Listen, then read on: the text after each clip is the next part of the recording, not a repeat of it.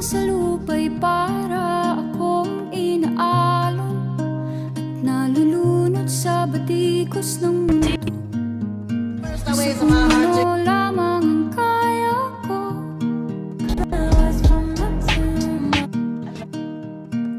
bigang-biga na sa mga problemang di masolusyonan. Parang walang bukas.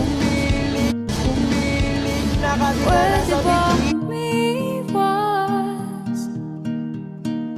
Hinahanap ang sarili, ngunit di nakakayanan sa ligaw na dinadaanan ko. Saan na to patungo? Saan ako patungo?